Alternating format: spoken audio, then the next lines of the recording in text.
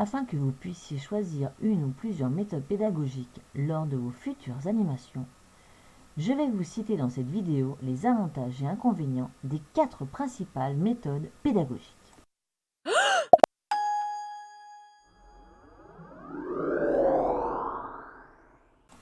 Pour cela, je commencerai par la méthode affirmative ou expositive, puis par la méthode démonstrative. Je continuerai avec les avantages et inconvénients de la méthode interrogative et je terminerai par la méthode active ou expérimentale. Commençons par la méthode affirmative ou expositive.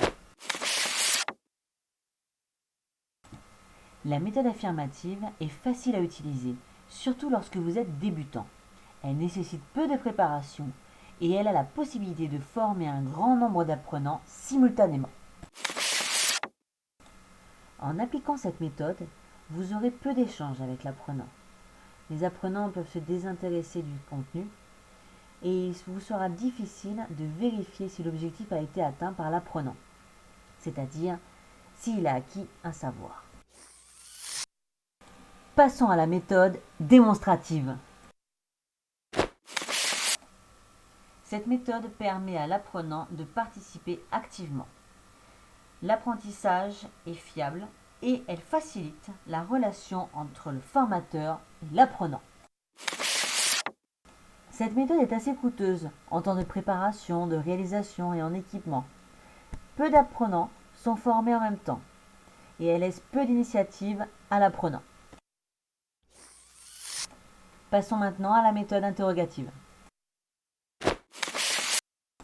Cette méthode permet d'obtenir le contrôle immédiat des savoirs acquis des apprenants. Elle requiert la participation et le raisonnement aussi des apprenants. Et c'est une méthode qui facilite la mémorisation et le feedback. Les inconvénients de cette méthode sont la préparation et la réalisation qui demandent beaucoup de temps. C'est une méthode qui laisse peu d'initiative à l'apprenant même s'il répond aux interrogations. Et elle n'est réellement efficace qu'en effectif réduit. Nous terminerons avec la méthode active ou la méthode expérimentale. La méthode active est la méthode qui permet de développer les compétences, la réflexion et l'initiative chez l'apprenant. Elle permet de travailler sur la pratique professionnelle et elle comporte une activité qui permet l'évaluation des apprenants. Cette méthode nécessite un temps de préparation long et il est nécessaire d'utiliser des outils pertinents. L'apprenant est tellement impliqué dans cette méthode qu'il peut s'épuiser. Et enfin, cette méthode doit se pratiquer avec un effectif réduit.